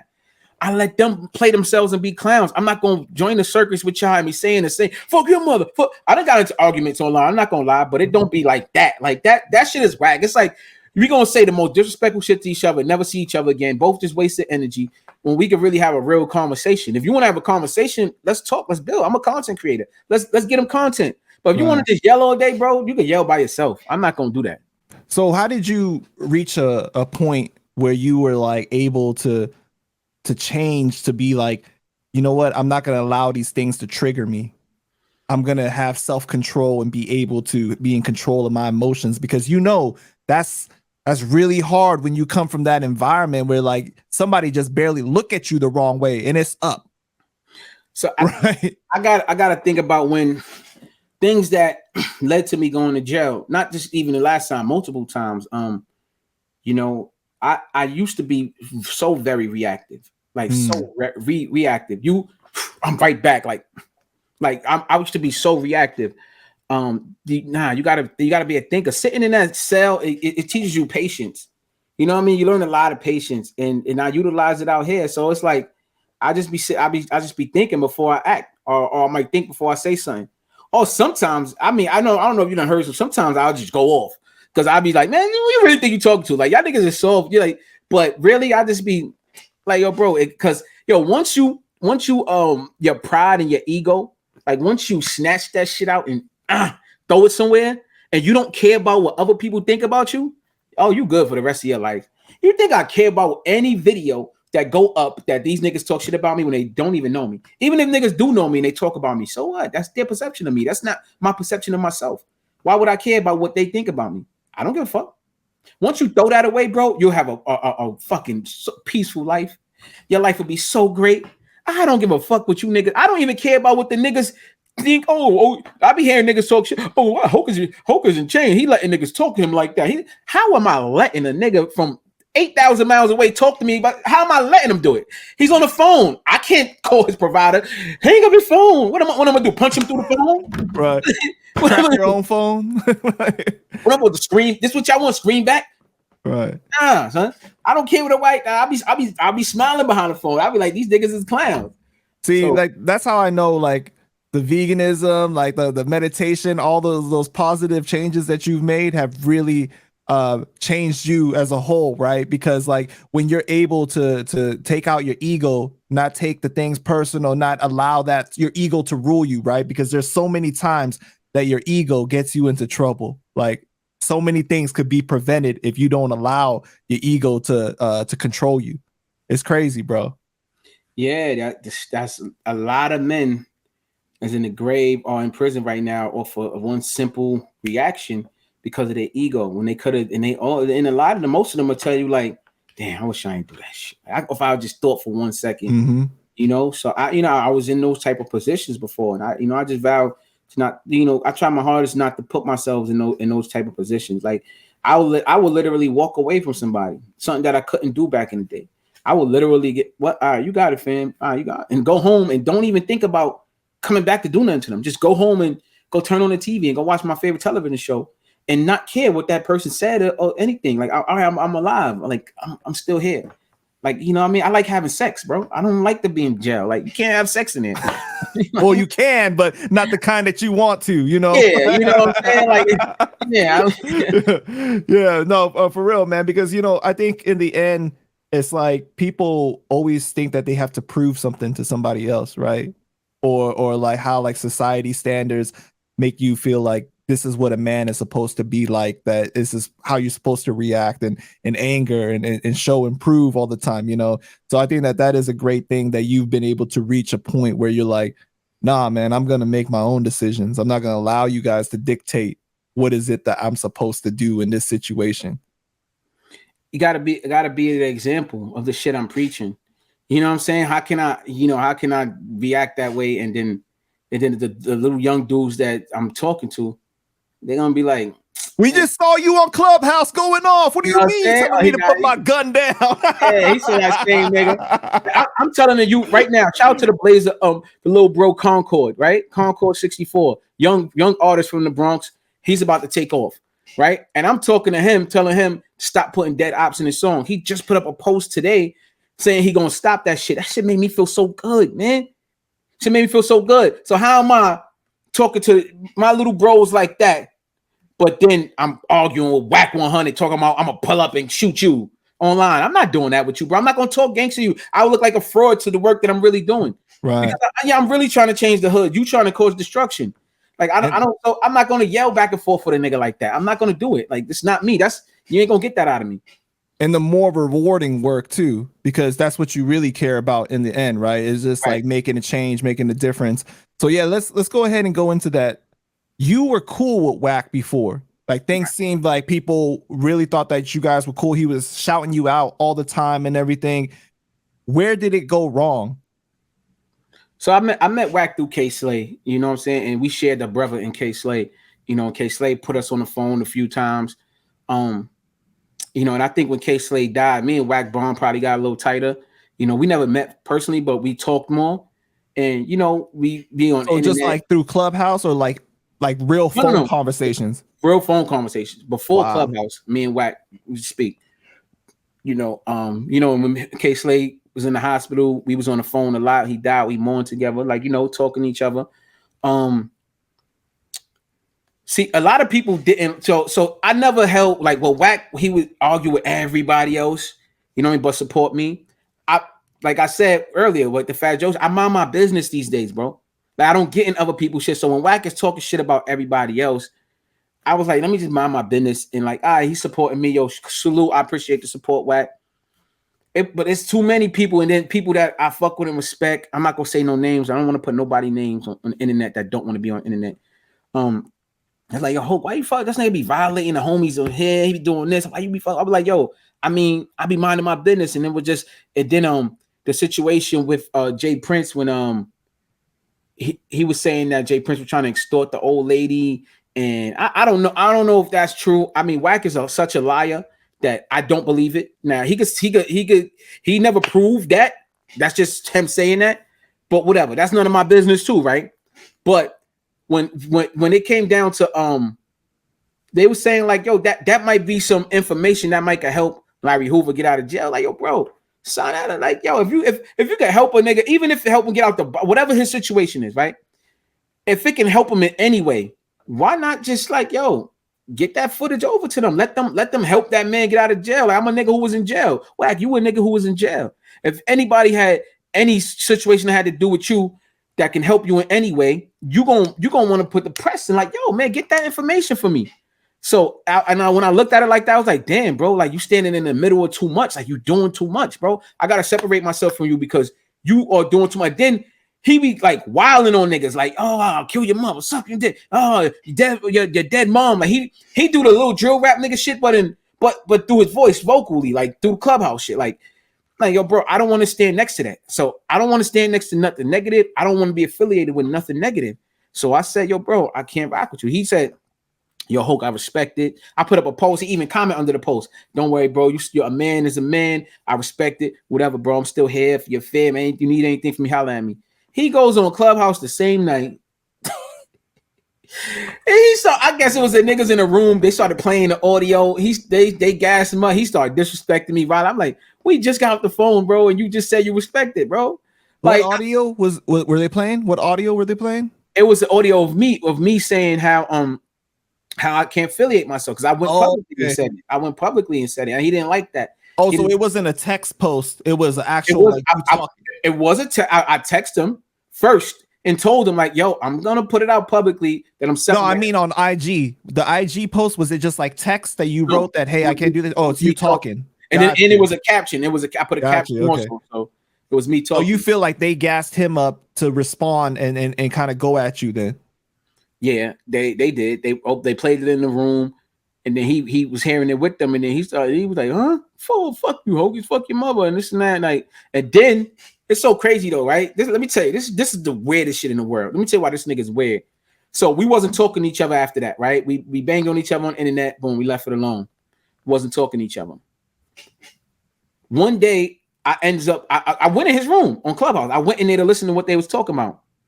Niggas in his room, come on stage, Hocus, come on stage. All right, I go on stage. Let's see what these niggas got to say today.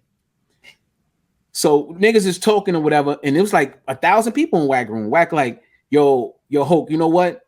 I never got a chance to tell you this, but I apologize, bro, for disrespecting your moms. That was some sucker shit. Like, you know what I mean? At the end of the day, we good. You good in my book. Well, whatever. You apologize. I'm like, damn, that's some real nigga shit, bro. Like, that's what's up, bro. I appreciate that. You know what I'm saying? Yeah. How can you be mad at a man when he admits he's wrong, right, and wants to actually apologize, especially in public like that?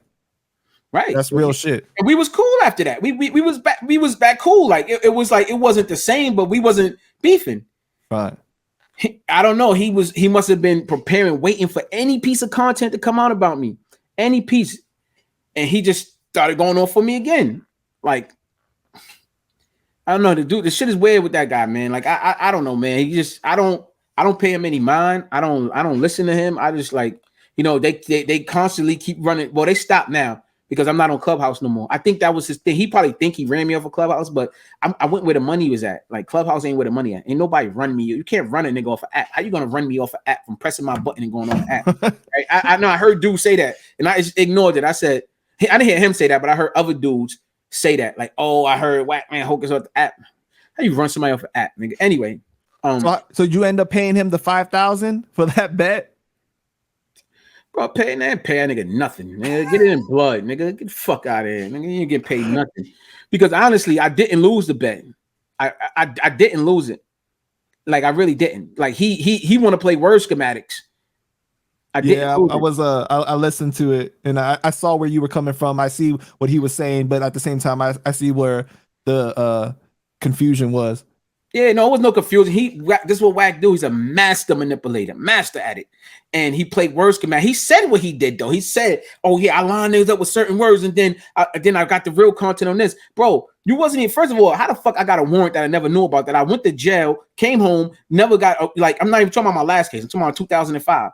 Like, this nigga, I still believe it's some made up shit because I never seen the warrant in my life for child support. Also, you think that it was doctored up? But I don't believe it. I don't believe nothing that comes from that man. I don't believe it. But my baby mom, the welfare put me on child support when I was 19 years old because my baby moms went to the welfare and put my fucking social security number on there. And even though I would take care of my kids, so for 2 years I couldn't take it off because my baby moms had to be 21. Once she turned 21, she canceled the welfare, and we went down to the courthouse, and they took off the child support. They canceled it, but I still owed the state $5,000. I didn't owe my baby mom nothing. I never owed child support. Really, I didn't. The state charged me $5,000 because of the money that her mom's was getting to pay her rent. That's what happened to me. Like, but they didn't want to even let me get my story out and tell that shit. Like, you heard them on there? Oh, right. We don't care. I was like, yo, I'm not yelling over you niggas. That's why everybody like, why you let them talk? I said, bro, I'm not yelling over these niggas, bro. That's what happened. And then let me tell you, after that, I went to jail for a gun charge. In 2005, I came home 2006 when the charges came out. I bought the charger, and they sent me a letter in the mail talking about they're gonna suspend my license. I never got no warrant ever. How the fuck did I come home if I got a warrant? They said they was gonna suspend my license if I don't pay them the $5,000. So I went down to the place, asked them, how can I make a payment plan? They said, oh, you got to go prove you pay taxes this year. I said, I want to pay the $5,000 right now. $5,000 in cash right there in her face. The lady said, you can't pay that here. You got to go to a payment center. I went to the payment center. She gave me the address. I think I had to make some money orders, and I paid them through money orders. Paid them 5 bands. Got that shit clean. My account is 0 on that. And this is in 2006. 2023, you fucking want to bring up some child support shit from 2006 that the welfare put me on? Y'all niggas is all clowns. You should have did your research and found that out on your own. Nigga, my baby mama's never put me on child support. None of them. Do you think that he had that paperwork just waiting for you? Yes, like because it seemed like yes, he did. Yeah, he said it. You ain't hear him? He said, we're ready. He said, I ain't gonna be able to use this again. I got the content. He said, I put 2 niggas on you. I know I had the right content. I put 2 niggas on you. He got niggas that like he paid certain people to dox other people. Like he got like professional doxers. Like they know how to really dig up your information. Like that's some real federal shit. That is some police shit. That nigga is crazy, bro. I just be looking at Wack like, yo, Wack is really crazy. I think that nigga's bugged out. I'll pay him no mind. I'm like, yo, this nigga is crazy, man. So it wasn't a situation like how he got into it with Cuban, and behind the scenes he was telling Cuban, it's just entertainment. It's just entertainment. Like it wasn't like that between you guys at all. Like it's really a problem. Look, for me, it ain't no real problem. Let me just go out there and say that. I just think that he was kind of maybe, I won't say hurt because we didn't grow up together, but he was kind of mad that when it happened with Jay Prince, what I did, I told him like, yo, I'm separating myself from you. He probably thought I should have been on his side with it. You know what I'm saying? And if one thing with Wack, if you ain't with Wack 100, then in his bullshit, then he's on some, man, fuck everybody. Like that's just how he roll. Like he on some fuck you. If you ain't rocking with this over here, it's fuck you. And he's like that with anybody. I'm no different. So I think that's what it is though, because he brought that up again. He like, when the real feelings come out, I was listening to when they was coming at me, he brought it up again. But I'm not thinking about no Wack. I ain't got no problems with Wack. Look, I went over to Clubhouse what I went over there for is to bring the rabbit hole there and to wake up my people.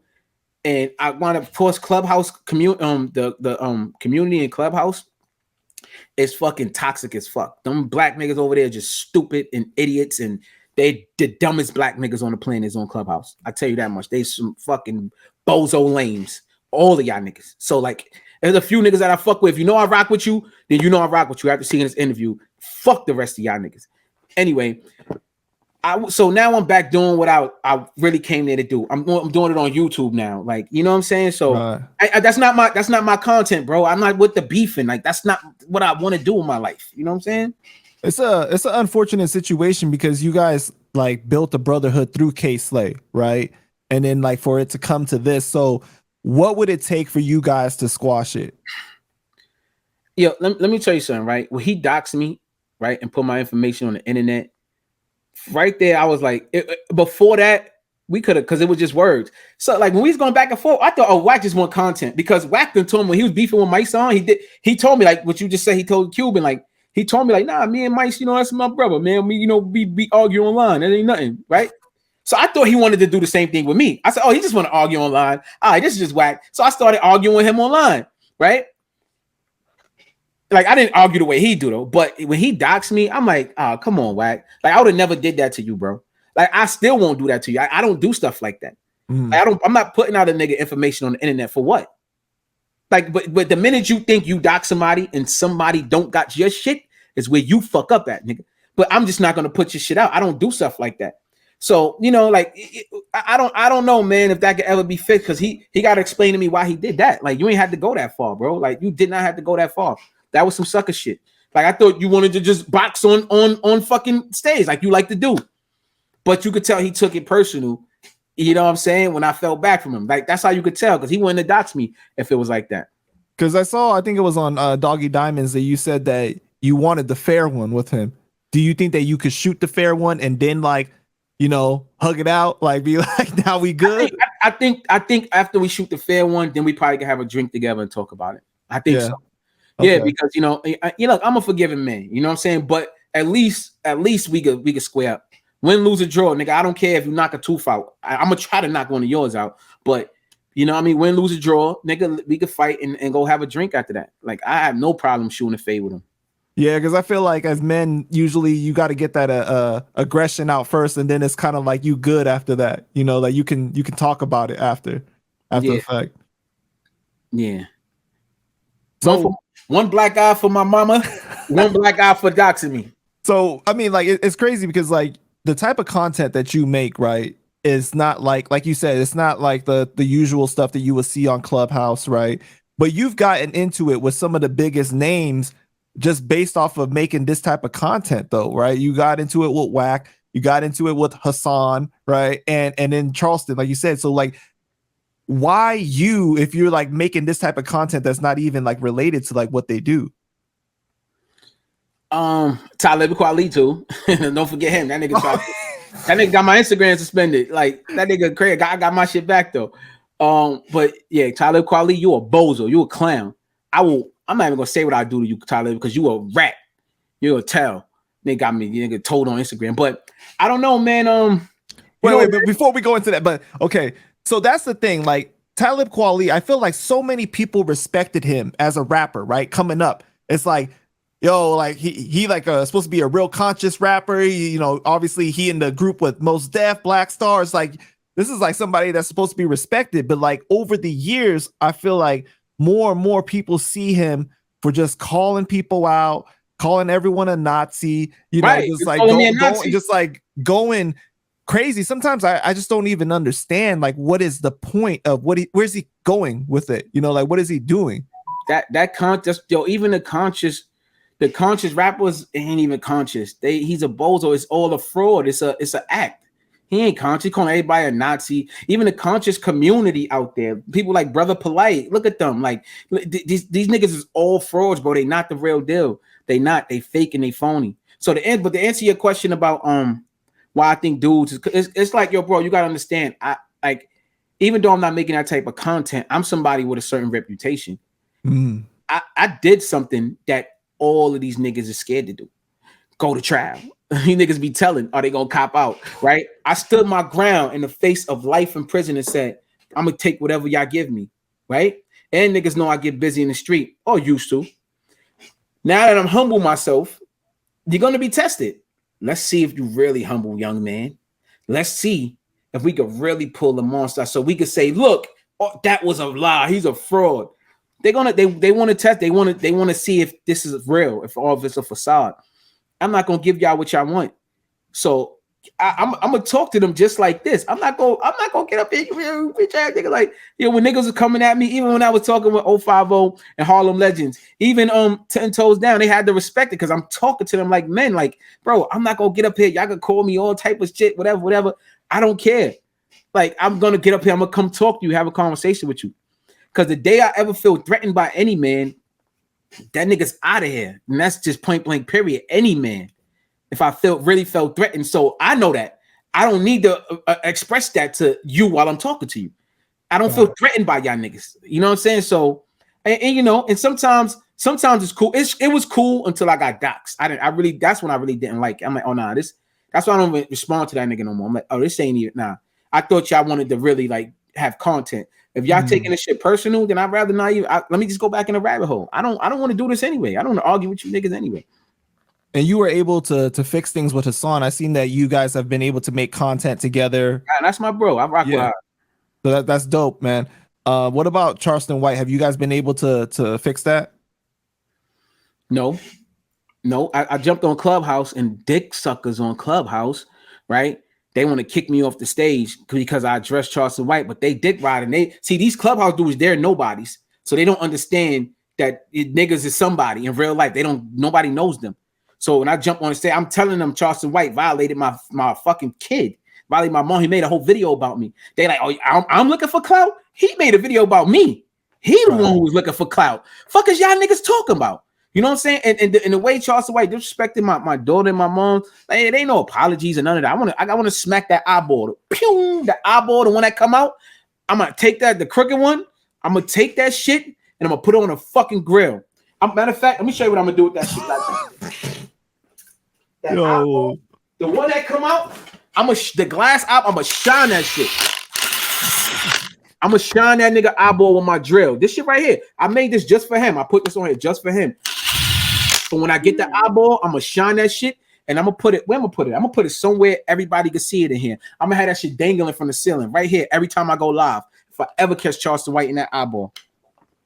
That is crazy, man. Like I feel like certain things should definitely be off limits, you know what I mean? Like, but it seems like with Charleston, that's the first place he goes, right? Like the most ridiculous, crazy thing that you can say is like where he goes, you know. He said he would. I'm not gonna repeat it, but he said he would do something sexual foul to Math Hoffa daughters. Right. Yo, you like, yo, it's like, yo, see, with dudes, you can't, yo. Shop, how are we gonna win with dudes like that? You can't. We're not gonna. Math is not gonna respond and say the same thing. So it's like, let me just leave it alone.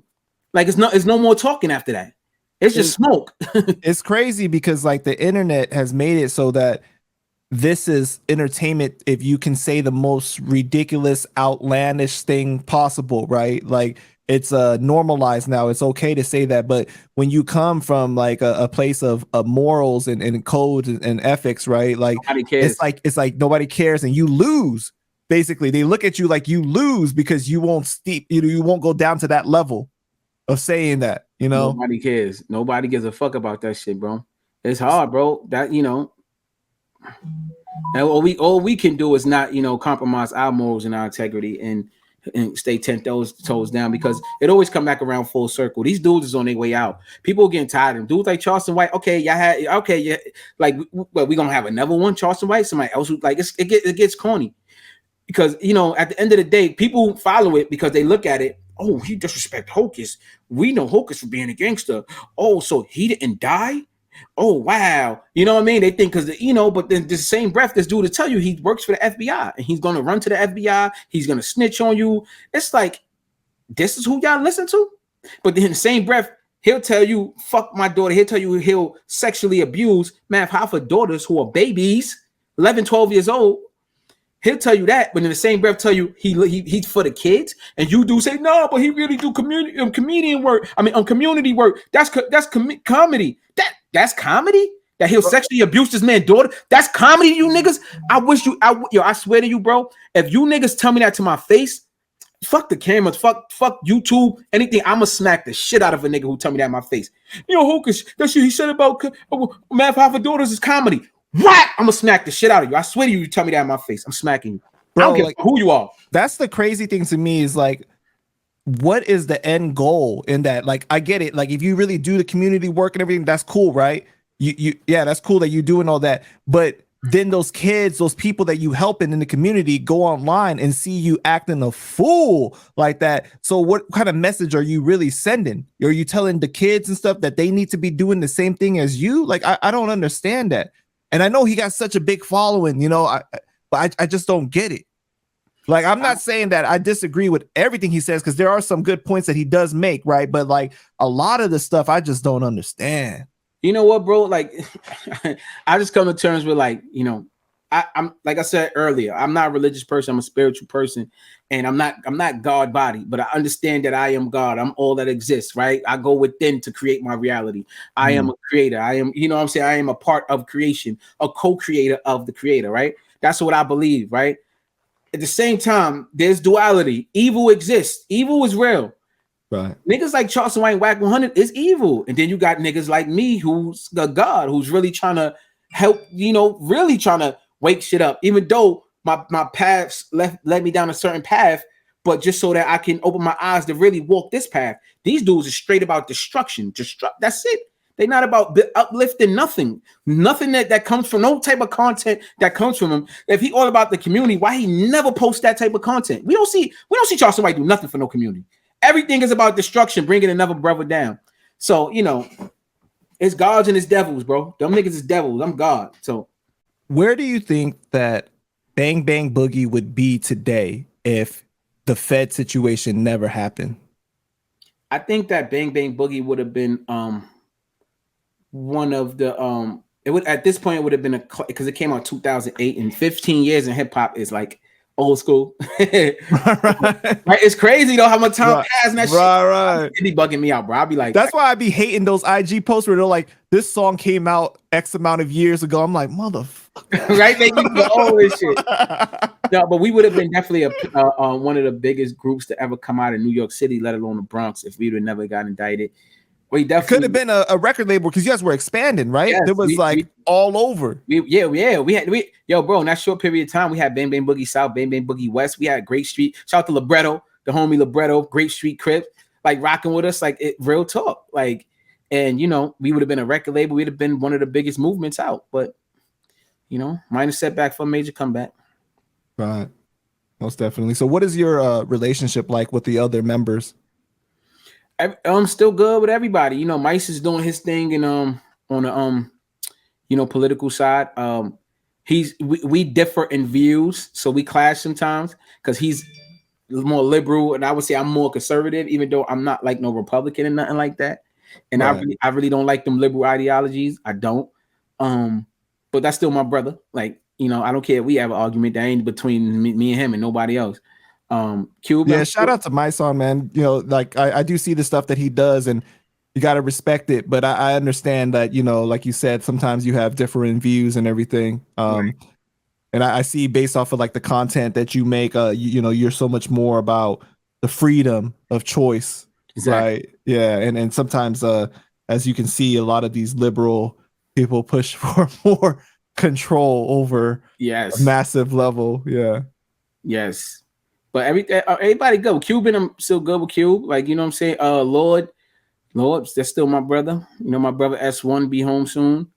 Gilly, you know, who's managing us, still my brother. Red Child, still my brother. He's down here in Atlanta doing his thing in real estate right now, getting a whole lot of money.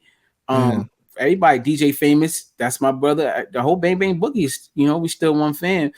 You know, PO's no longer here, but you know what? The same way I would love to see a Terror Squad song, mixtape, anything with S1 come home. I would love to see a Bang Bang Boogie song, a mixtape, anything, you know, with me, Mice, Cuban, bro, the S1. That would be real dope. I would love to see that, man. I would love to see that. That'd be crazy. Yeah, most definitely. Because we know that all you guys still got that heat, though. You guys can definitely turn it on like it's nothing. You know, I know that everybody's like kind of gone different ways and different avenues of you know, in life and stuff, but that would be amazing. That's a fact. Where do you see yourself in the future? Like, what is the goal? Vegan restaurant, full-time juice business, your own media company? Like, what are you thinking about? Yeah, bro. Did you tapped in my emails or something? No, most definitely. I would love to have a vegan restaurant. I'm more raw vegan these days. Juice bar, of that's course. Hard, bro. Raw. Yeah, I'm more. I'm not 100% raw, but like it's like I might eat raw 5 days out the week now. Like, you know, I'm just switching it up. I like to put my body through different challenges. Like, I love to do that. How long you been vegan now? 10 years, full-fledged 10 years. I haven't eaten like chicken, beef, or anything like that in like 14 years. Crazy. You know, in the future, bro, like I see myself owning my own land, which I'm going to call Rabbitville. It's going to be my own community called Rabbitville. I see us growing our own food. I see us having our own school. I just see me living in a community with people that I can build with and with like minds and grow with, and that we could teach our kids so they could be the next leaders to carry on what we started, and which is a movement to help free minds, man. We like the Neos and Morpheuses out here, man, and these motherfuckers is taking too long to wake up because what's coming down the pipeline is scary, man. It's scary. Yeah. So I think that's a beautiful thing, man. Being able to know exactly where your food is coming from, right? Yes. You know, growing it and putting the time and gratitude into it because you know what it took to get it. That's a fact. Because nowadays they want to feed us lab grown meat. I'm not eating no lab grown meat, bro. You see that how they just approved for the chicken? Bro, that's crazy. They want a 3D print steak and right. But you know, just like I mean, I know you know this because like you know how vegan was started as something that was supposed to be good, but because where there's money to be made every time, bro, they start coming in, Bro. infiltrating, and then you know it becomes unhealthy because of all the Beyond and you know Tyson got I don't eat that. I don't eat right. nothing Beyond, nothing Impossible. Right, but you know what I'm saying, right? Then like Tyson Chicken gets their money into it as well, and then it's like it's just crazy, bro. Like, I ain't gonna front, bro. At being vegan, right, for all these years, I seen the transition from fucking Beyond Impossible didn't even exist. mm-hmm. Now the shit is half of the vegan products in the refrigerator. Exactly. What the Yeah. fuck? That's why I'm eating raw, bro. Or even all the processed vegan shit, the process, all that shit, bro. Like I'm like, I don't even want to eat no processed foods like that. You know, if I'm going out and I'm out, that's my little cheat. Right. I might eat something processed, like you know what I mean. Not always still vegan, but other than that, like I'll never eat Beyond Impossible. That stuff is just as bad, if not worse, you know, as you eating like the real thing. Hey, look, I tell you this much, bro. Eat a hamburger before you eat a Beyond hamburger. Eat a real hamburger. Go eat the cow. And I'm a vegan. Tell the people. I tell people that all the time. I don't even like to jack the term vegan. I don't like the vegan. To me, there is a vegan agenda and a plant-based agenda. I'm neither one. I'm an earth eater. That's why I call myself. I eat what comes from the earth. That plant-based and vegan title, trash. So if you go look at my bio, it says the fruit god. I'm more of a fruitarian now than anything. I eat a lot of fruit. It's more fruits than vegetables these days. It's a lot of negative connotations when you label yourself as something like that. You know, like because I was vegan for 5 years, so like I know, like you know what I mean. But like it's crazy because like people will feel automatically offended when they find out that you are. They're like, "What? Were you trying to say you better than me or something?" Like, you get that too, like bro, like that's the insecurity in you. Like, you know, it's like, so what do you eat? Like, you know, like what? Like, it's just, and it's like they like care so much about what it is that you consume. It's like, bro, I'm not talking to you about what you eating. So like, you know, like I'm not trying to push things onto you. So like, why are you so, you know, so crazy with it? It's crazy, bro. Yeah, that's facts, bro. You know, like I said, man, I'm more raw vegan now because I'd rather eat my food in its purest form. Because the food is so trash these days, y'all. You got to be careful. Don't eat, bro. Like even organic is, you know, like it's just a label. It's a sales pitch. Yeah, it's a sales pitch. Right. Same shit, man. Fuck all that shit is trash, man. Natural, organic, all that. Come on, man. Right. How you can have something natural but have preservatives in it? It doesn't make sense. That's not natural. So are you like all the way with like even like the shampoos, the soaps, the different type of things, like the water that you consume and stuff? Like, are you like all the way with all that too? Yeah, I drink distilled water. Yeah, I don't. Do you filter in like your shower water, like all that stuff too? Like, no, not that level. Nah, I mean, I don't. I mean, I wish I could. Let's say I can't, but I just don't. Like, I just, I just don't. No, I don't do that. Not yet. You know, see, I am gonna do it, but I haven't done it. Shit gets expensive, bro. That's what I'm saying. Like, it gets expensive, bro. That shit is expensive. I ain't gonna lie to you, right. but I mean, I take a shower. I just see you with like a bunch of land rain catchers. You know what I mean? Like doing all of it.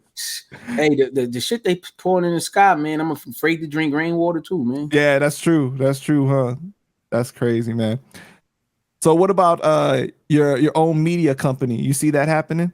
Of course. Rabbit hole me, of course, man. Like I'm kind of already a media personality already, you know what I mean? No, you are. You definitely are. Yeah, I go on every night. I have a show that goes on every night, you know, for years now. So it's like people is looking forward to it, depend on it. Definitely looking into becoming my own media company. Have you made the move to Rumble yet?